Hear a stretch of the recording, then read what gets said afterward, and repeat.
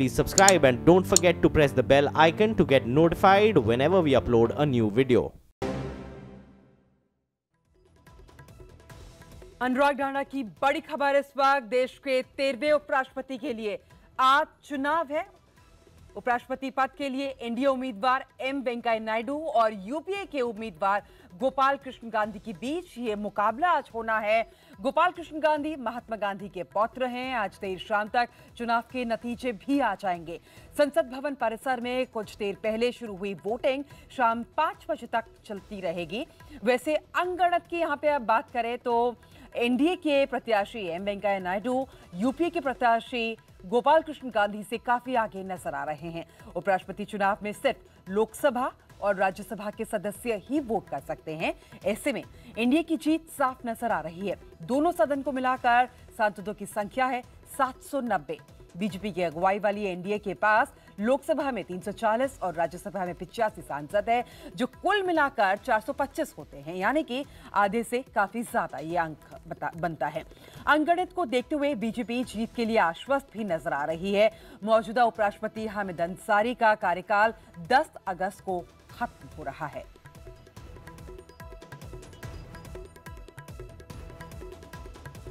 और मतदान के लिए संसद पहुंचे उपराष्ट्रपति पद के उम्मीदवार एम वेंकैया नायडू ने कहा कि उनकी लड़ाई किसी व्यक्ति विशेष के खिलाफ नहीं बल्कि एक विचारधारा के खिलाफ है। I am not contesting against anybody. I am contesting for the Vice President of India as nominated by number of political parties. My contest is not against any individual. My contest is not against any party. And moreover, this is not a party election. This is an election for the August post of Vice President of India, which is a constitutional body. It is better to avoid talking of politics in this election.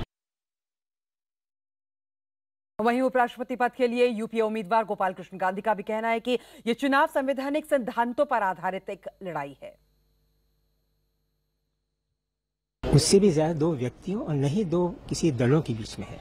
ये एक मेरे समझ में संवैधानिक सिद्धांतों पर टिकी हुई एक लड़त है, जिसमें मेरी कोशिश रही है कि जरा भी कटुता न आए, कोई अपशब्द न निकले, और मैं ये भी कहूँगा कि उनकी तरफ से भी ऐसा नहीं हुआ है। बहुत ही सज्जनता से यह चुनाव चल रहा है और मेरी उम्मीद है कि उसी सज्जनता से इसका समापन भी होगा। जो उपराष्ट्रपति के रूप में इस देश को योग्य नेतृत्व मिलेगा, मेरी अग्रिम शुभकामनाएं हैं इस देश से। और मैं चूंकि मुझे भी इस सदन में मतदान करने का एक अवसर मिलना था, इसलिए मैं मतदान करने के लिए आया हूँ। समय आने पे करूंगा। पार्टी जो कहेगी हम वो कार्य करेंगे। धन्यवाद। हमारे साथ इसी पर बात करने के लिए हमारे संवाददाता अनुराग ढांडा इस वक्त मौजूद है। अनुराग, अंकगणित तो यही साफ साफ इशारा करते हैं कि एनडीए का उम्मीदवार एम वेंकैया नायडू ही जीतेंगे, लेकिन उससे पहले ये बताइए कि संसद में अभी क्या चल रहा है, क्या कौन कौन वोटिंग करने आ चुका है वहां पर, और क्या आज पूरा कैसा दिन रहने वाला है?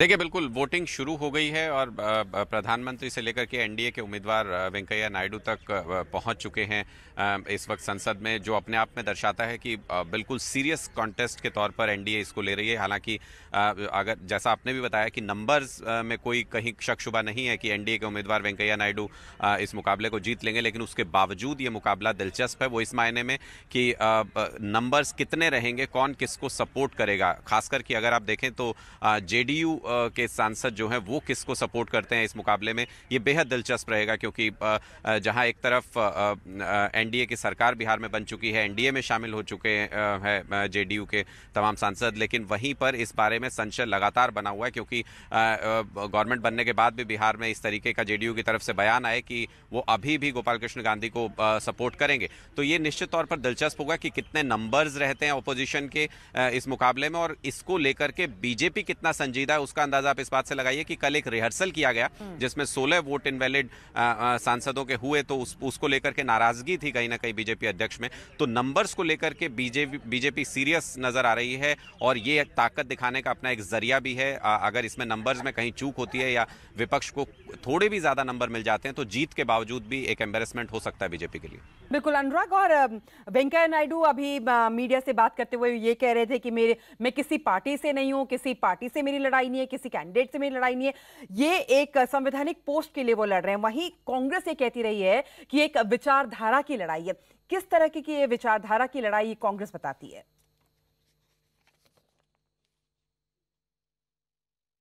देखिए बिल्कुल, चूंकि एक संवैधानिक पद है तो इतनी डिसेंसी आप तमाम उम्मीदवारों से एक्सपेक्ट कर सकते हैं इसमें कि सबकी तरफ से ये कहा जाता है कि कोई आपस में झगड़ा नहीं है, किसी तरीके का व्यक्तिगत लड़ाई नहीं है, ये एक विचारों की लड़ाई है। और कांग्रेस तो लगातार, चाहे वो राष्ट्रपति पद का चुनाव हो या फिर उपराष्ट्रपति पद का, वो लगातार ये कहते रहे हैं कि जिस तरीके की सत्ता पक्ष की विचारधारा जो इस वक्त है, जो सत्ता में है, उसके खिलाफ उनकी ये लड़ाई है। और वो इस नंबर्स के जरिए लोगों को ये बताना चाहते हैं कि कितने चुने हुए प्रतिनिधि उनके साथ हैं। यही वो राष्ट्रपति चुनाव में भी उनका एजेंडा था और यही उपराष्ट्रपति चुनाव को लेकर भी उनके उम्मीदवार लगातार कहते रहे हैं। जहां तक बीजेपी का सवाल है, वेंकैया नायडू ने भी साफ तौर पर कहा कि व्यक्तिगत लड़ाई बिल्कुल नहीं है, विचारधारा को लेकर के वो चल रहे हैं। किसी पार्टी के सदस्य हालांकि नहीं है, लेकिन उनके उपराष्ट्रपति बनने से एक मैसेज निश्चित तौर पर जरूर जाएगा कि किस विचारधारा से वो जुड़े रहे हैं उनके राजनीतिक जीवन में। वो एक मैसेज जाएगा और बीजेपी के लिए निश्चित तौर पर एक मोरल बूस्टर होगा, क्योंकि आने वाले जो तमाम चुनाव हैं उनसे पहले अगर आप अपने कंसोलिडेटेड नंबर्स के साथ कोई चुनाव जीतते हैं तो निश्चित तौर पर हौसला बढ़ता है।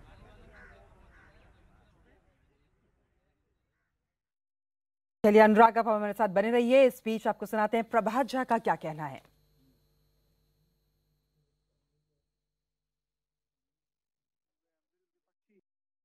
हम लोग तो कल ही शुभकामना दे चुके और रोज शुभकामना देंगे कि एक राष्ट्रीय विचारधारा के श्रृंखला में एक नया बदलाव आया है। 2017 से लेकर 2022 और 24 तक इस भारत के विकास की नई नई गाथाएं, इबारत लिखी जाएगी और इसीलिए राष्ट्रपति, उपराष्ट्रपति, प्रधानमंत्री, स्पीकर, सारे लोग एक दिशा के, एक विचार के बने हैं। बिल्कुल, और वहीं कांग्रेस ने उपराष्ट्रपति चुनाव में उम्मीद नहीं छोड़ी है। सब नंबर होना हो, गोपाल कृष्ण गांधी जी का व्यक्तित्व जो है बहुत बड़ा है और सबको लगता है कि उपराष्ट्रपति के पद के लिए वो बहुत बेहतर उम्मीदवार हैं। ठीक है, वेंकैया जी का भी एक राजनीतिक करियर रहा है, भारतीय जनता पार्टी से हैं, लेकिन मुख्यतः तो उनको एक तो मेरे ख्याल से कैबिनेट से हटाने के लिए, दूसरा एक संघ विचारधारा से जुड़े हुए हैं, इसलिए प्रधानमंत्री चाहते हैं कि ऐसा व्यक्ति उपराष्ट्रपति बने। आशा करेंगे कि गोपाल कृष्ण गांधी जी जिस तरीके से उनका एक जीवन रहा है, उपराष्ट्रपति के पद पर आएंगे तो अच्छा रहेगा। विचारधारा की लड़ाई यहाँ कांग्रेस कह रही है। हमारे साथ हमारे संवाददाता अनुराग धांडा लगातार बने हुए।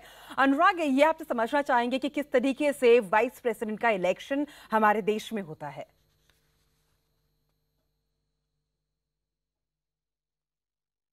देखिए बिल्कुल, प्रेसिडेंट का इलेक्शन तो बहुत बड़ा उसका एक तरीके से बेस होता है, क्योंकि तमाम विधानसभा उसमें इंक्लूड होती है। लेकिन वाइस प्रेसिडेंट का इलेक्शन इतना कॉम्प्लिकेटेड नहीं है। सिर्फ लोकसभा और राज्यसभा के जो सांसद हैं वो इसमें वोट करते हैं। इसलिए अगर आप देखें तो प्रेसिडेंट के इलेक्शन में जिस तरीके से काउंटिंग के लिए अलग दिन रखा गया था और उसमें समय भी काफ़ी लगा था, वैसा यहाँ पर नहीं होगा। 5 बजे वोटिंग खत्म होगी और उसके तुरंत बाद काउंटिंग का प्रोसीजर जो है वो शुरू हो जाएगा और देर रात तक आज ही नतीजे घोषित हो जाएंगे कि उपराष्ट्रपति के पद पर कौन अगला व्यक्ति बैठने जा रहा है। तो निश्चित तौर पर उससे बिल्कुल अलग प्रोसीजर है। राज्यसभा के सभापति भी होंगे उपराष्ट्रपति, तो इस लिहाज से भी ये काफी महत्वपूर्ण पद होता है कि दोनों सदन को सरकार अपने तरीके से चला सके। इसके लिए बहुत जरूरी है कि दोनों सदन के सभापति उनके चुने हुए व्यक्ति हों। तो इस लिहाज से काफी महत्वपूर्ण है उपराष्ट्रपति चुनाव।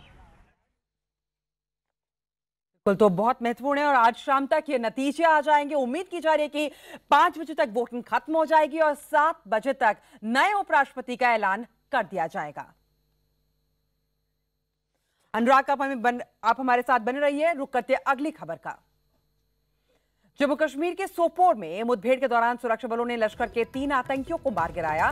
देर रात सुरक्षा बल ने आतंकियों को घेर लिया था और सुबह 6 बजे तक चली मुठभेड़ के बाद सुरक्षा बल ने 3 आतंकियों को मार गिराया। मारे गए आतंकियों में जावेद अहमद डार, जो कि बारामूला का रहने वाला था, और आबिद हामिद, जो बांदीपोरा का हाजिन का रहने वाला था। मारे गए तीसरे आतंकी की अभी जानकारी नहीं मिल पाई है। आतंकियों के पास से AK-74 राइफल भी बरामद हुई है। मुठभेड़ में एक पुलिसकर्मी भी घायल हुआ है।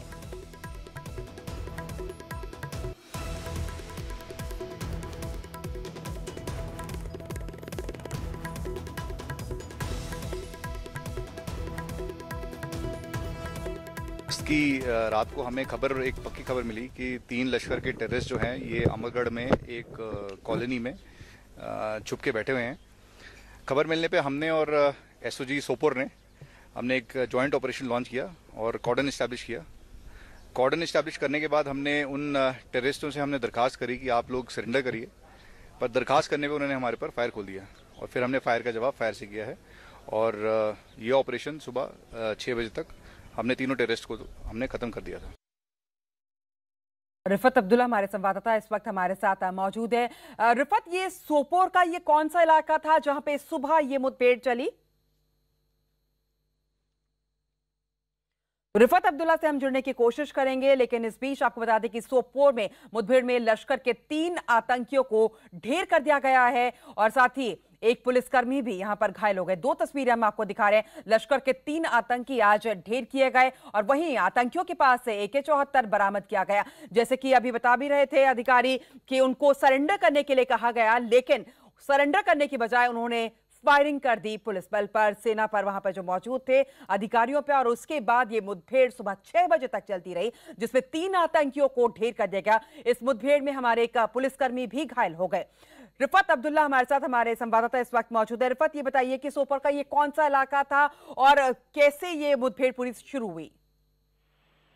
देखिए पायल, ये अमरगढ़ सोपोर का इलाका है। ये नॉर्थ कश्मीर में पड़ता है, डिस्ट्रिक्ट बारामूला का एरिया है। और यहाँ पे मैं बताना चाहूंगा आपको 3 मिलिटेंट मारे गए और तीनों लश्कर के बताए जा रहे हैं। 2 लोकल और एक की अभी आइडेंटिफिकेशन नहीं हुई है।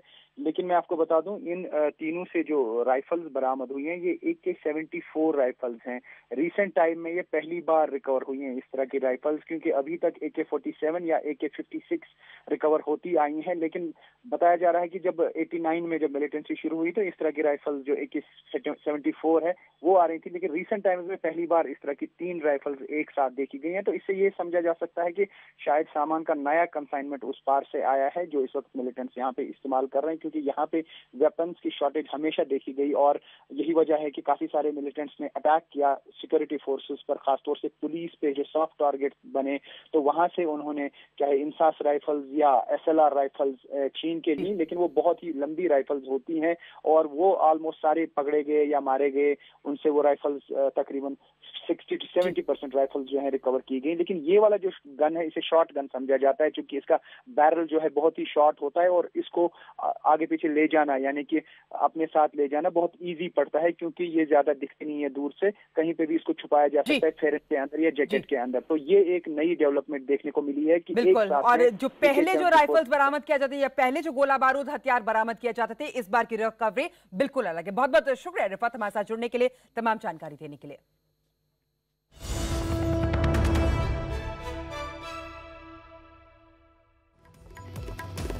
और श्रीगंगानगर से भवानी सिंह की यह बड़ी खबर इस वक्त आ रही है। राजस्थान में पाकिस्तान सीमा के पास श्रीगंगानगर के आर्मी कैंप में धमाके से ATM को उड़ा दिया गया।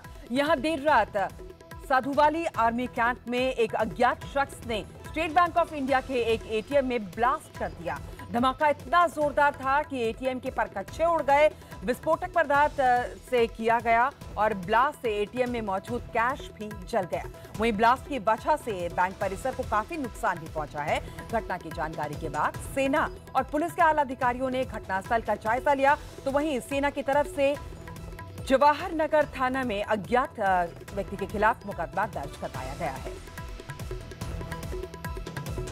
तो 2 तस्वीरें हम आपको दिखा रहे हैं। धमाके से ATM किस तरीके से पूरा का पूरा बर्बाद हो गया और दूसरा जो आप तस्वीरें देख रहे हैं बैंक परिसर को किस तरीके से नुकसान पहुंचा है। और बताया जा रहा है कि जो विस्फोटक का इस्तेमाल किया गया था, वो जो यहां पे आप देख सकते हैं इन तस्वीरों में किस तरीके से पूरा का पूरा एटीएम जो परिसर है वो बर्बाद हो चुका है।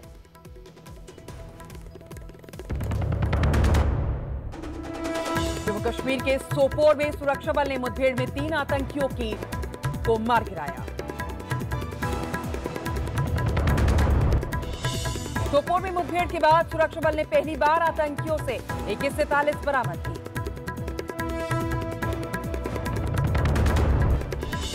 चीन के अखबार ग्लोबल टाइम्स के मुताबिक चीनी सेना डोकलाम में भारत के खिलाफ छोटा ऑपरेशन कर सकती है।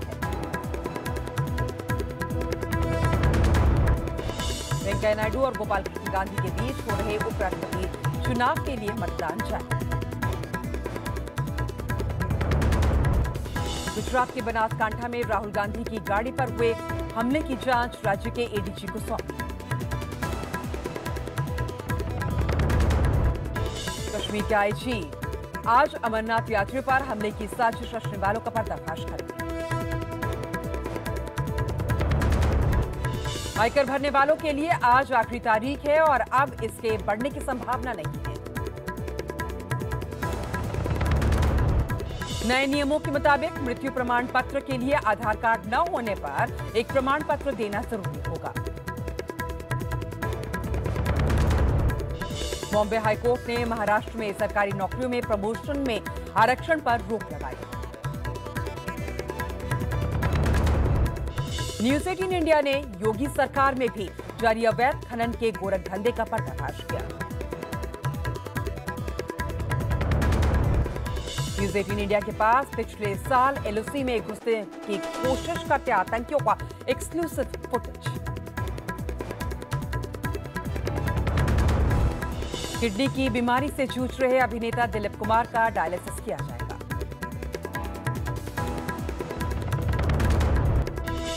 मुंबई में आज विजेंद्र सिंह और चीन के मेहमत अली में प्रोफेशनल बॉक्सिंग का मुकाबला होगा। सबसे तेज धावक किसान बोल्ट आज वर्ल्ड एथलेटिक्स चैंपियनशिप के सेमीफाइनल में हिस्सा लेंगे।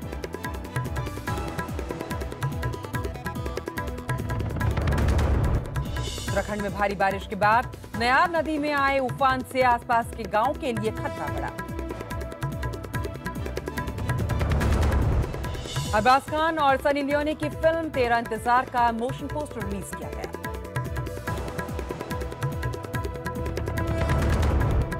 राजस्थान में पाकिस्तानी सीमा के पास श्रीगंगानगर के आर्मी कैंप में धमाके से ATM को उड़ा दिया गया। गंदे मैसेज के आरोप में फंसे इमरान खान के मामले की पाकिस्तान संसदीय दल जांच करेगा।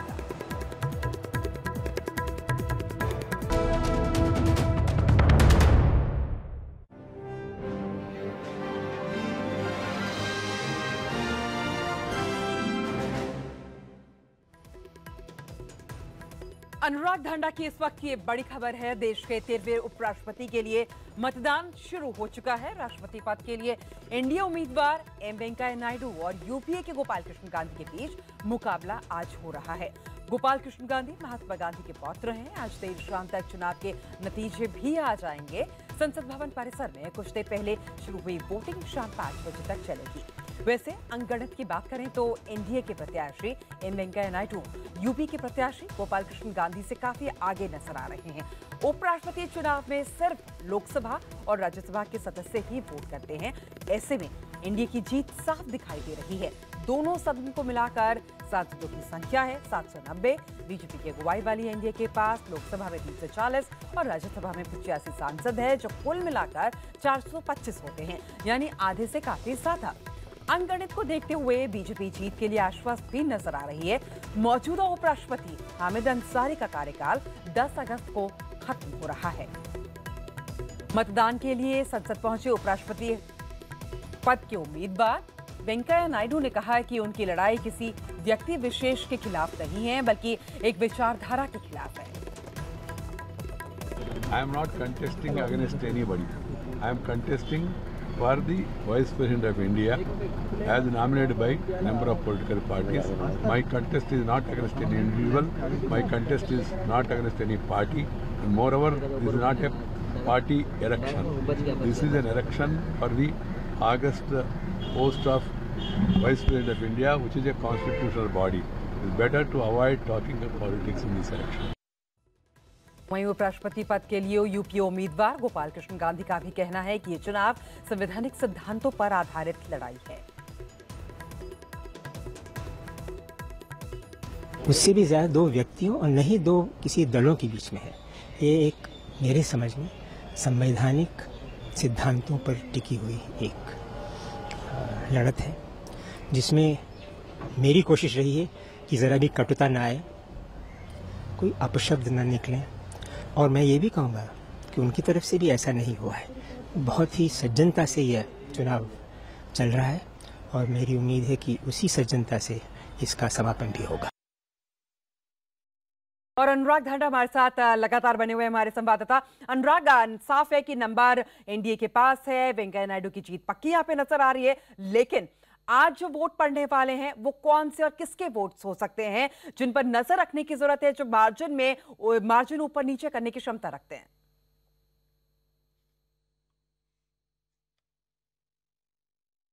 देखिए, ऊपर नीचे तो नतीजे में कुछ नहीं होने वाला है, जैसा कि आप लगातार बता भी रही हैं अपने रिपोर्ट में कि आंकड़े जो हैं वो एनडीए के साथ हैं, लेकिन एनडीए की नज़र इस बात पर है कि आखिर कितने नंबर्स तक वो पहुंच पाते हैं, क्योंकि ये न सिर्फ स्ट्रेंथ शो करता है उनकी, बल्कि हर एक, अगर आप देखें कि राष्ट्रपति चुनाव में 21 वोट इनवैलिड हो गए थे, तो वो उस पर भी लगातार नज़र है।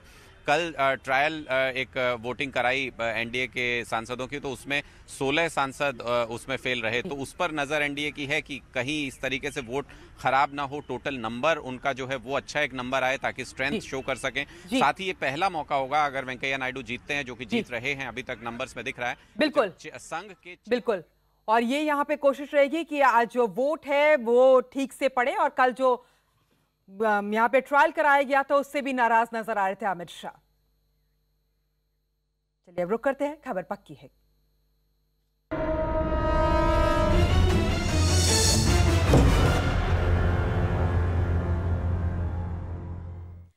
सुपरमार्केट या फिर बड़े ब्रांड्स के आउटलेट से खरीदारी करने के बाद क्या आपने कभी अपने बिल पर ध्यान दिया है? क्या अलग अलग बिल की रकम पर अलग अलग जीएसटी वसूला जाता है? सोशल मीडिया पर दावा किया जा रहा है कि अगर आपका बिल 1000 रुपए से ज्यादा का हो तो उसे अलग अलग हिस्सों में बनवा लें, क्योंकि बिल की रकम 1000 रुपए से ऊपर जाते ही आपसे अलग अलग दर से जीएसटी वसूला जाएगा। तो क्या ये खबर पक्की है?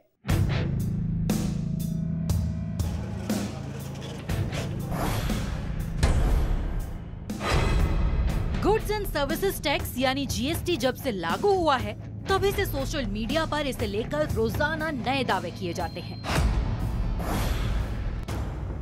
ताजा दावा है कि बिग बाजार, डी मार्ट जैसी सुपरमार्केट में बिल की राशि के हिसाब से जीएसटी की दर तय हो रही है। वायरल मैसेज में लिखा है, Big Bazaar, GVK1, D Mart, Spencer's, Sujana mall आदि से शॉपिंग करते वक्त अपने बिल पर जरूर ध्यान दें। 1000 रुपए के बाद हर बिल अलग बनाएं, क्योंकि जीएसटी का ब्रेकअप ऐसे है: 0 से 1000 रुपए पर 0% जीएसटी, 1000 से 1500 रुपए पर 2.5% जीएसटी, 1500 से 2500 रुपए पर 6% जीएसटी और 2500 से 4500 रुपए पर 18% जीएसटी। यानी अगर आपने बिग बाजार जैसी सुपरमार्केट से 900 रुपए का सामान खरीदा तो आपका बिल नो जीएसटी स्लैब में आएगा, यानी आपको कोई जीएसटी नहीं चुकाना होगा। लेकिन अगर आपका बिल 1400 रुपए आया तो 2.5% जीएसटी के हिसाब से 35 रुपए जीएसटी देना होगा, यानी कुल 1435 रुपए का बिल। वहीं अगर आपका बिल 2400 रुपए है तो आपका बिल तीसरे स्लैब में पड़ेगा, यानी इस कीमत पर 6% जीएसटी लगेगा और आपका बिल बढ़कर हो जाएगा 2544 रुपए। इस टैक्स से बचने के लिए वायरल मैसेज में तिकड़म भी सुझाई गई है। चूंकि 4500 रुपए के बिल पर सबसे ज्यादा 18% टैक्स लगेगा, तो आप बजाय 4500 रुपए का एक बिल बनवाने के 1000 रुपए के 4 बिल बनवाइए और 500 रुपए का 5वां बिल, ताकि आपको कोई जीएसटी न देना पड़े। तो क्या सुपरमार्केट से खरीदारी आपको भारी पड़ रही है? क्या अनजाने में आप एक्स्ट्रा जीएसटी चुका रहे हैं? क्या वही उत्पाद छोटी दुकान से खरीदने पर बिल पर कम जीएसटी लगेगा? क्या जीएसटी की आड़ में बड़े आउटलेट अपनी जेब भरने में लगे हैं?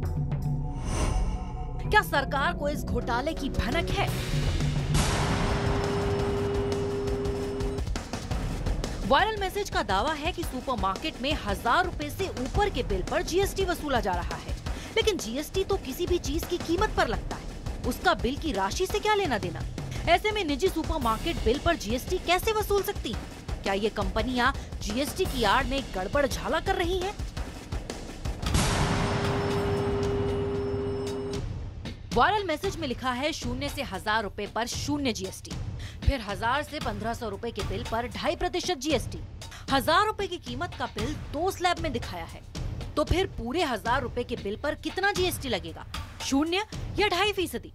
ऐसे ही 1500 और 2500 रुपए की बिल राशि भी 2 स्लैब में है। यहीं पर लगता है कि वायरल मैसेज का दावा किसी नौसिखिए ने किया है। वायरल मैसेज की पड़ताल के लिए हम मुंबई के बिग बाजार स्टोर पर पहुंचे। यहाँ हमने खरीदारी करने आए लोगों के बिल देखे। लास्ट टाइम का बिलिंग हम लोग का कुछ 5000 के ऊपर हुआ था और आइटम जिस पे चार्ज करते हैं उस पे ही चार्ज करता है जीएसटी। इसके बाद हमने स्टोर मैनेजर से बात की तो उन्होंने हमें बिल दिखाकर वायरल मैसेज के दावे की बखिया उधेड़ दी। इसमें 2813 रुपए का बिल किया है कस्टमर ने, और इनको जो जीएसटी लगा है प्रोडक्ट वाइज लगा है, जैसे 6% है या जो भी है, और एंड में देखेंगे तो जीएसटी का पूरा डिटेल दिया है, CGST और SGST कितना कितना कस्टमर को चार्ज हुआ है। तो आप जो प्रोडक्ट ले रहे हो उसमें जो इनबिल्ट जीएसटी है वही लगने वाला है। कि जीएसटी प्रोडक्ट लेवल टैक्स है, हर प्रोडक्ट पे इंडिविजुअली लगता है। तो आप कोई भी बिल लीजिए, चाहे वो 50 रुपये का बिल लीजिए या 10,000 रुपये का बिल लीजिए, जितने प्रोडक्ट है उतने प्रोडक्ट्स पे जीएसटी लगता है। हमने वित्त विशेषज्ञ आकाश जिंदल से भी वायरल मैसेज के दावे को समझने की कोशिश की। शर्ट 1000 रुपए से कम की वैल्यू वाली अगर उस कैटेगरी में आती है तो उस पर 5% जीएसटी है।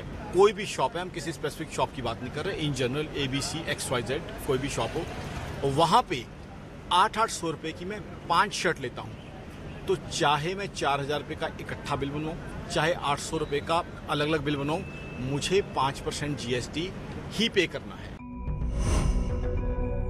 न्यूज 18 इंडिया की पड़ताल में पता चला कि जीएसटी खर्च की गई रकम पर नहीं, बल्कि किस चीज पर खर्च किया गया है उस हिसाब से लगता है। अलग अलग उत्पादों और सेवाओं को 5, 12, 18 और 28% की जीएसटी स्लैब में रखा गया है। आप चाहे 4000 रुपए का एक बिल बनवाएं या फिर 1000 रुपए के 4 बिल, जीएसटी आपको उतना ही देना है जितना कि आपके खरीदे उत्पाद पर लगता है। इसका बिल की राशि से कोई लेना देना नहीं है। लोगों में भ्रम पैदा करने के मकसद से इस मैसेज को वायरल किया जा रहा है। आप खरीदारी नुक्कड़ की दुकान से करें या फिर किसी सुपरमार्केट या बड़े शॉपिंग मॉल से, एक ही उत्पाद खरीदने पर आपका बिल भी एक ही होगा। न्यूज 18 इंडिया की पड़ताल में वायरल मैसेज गलत साबित हुआ है।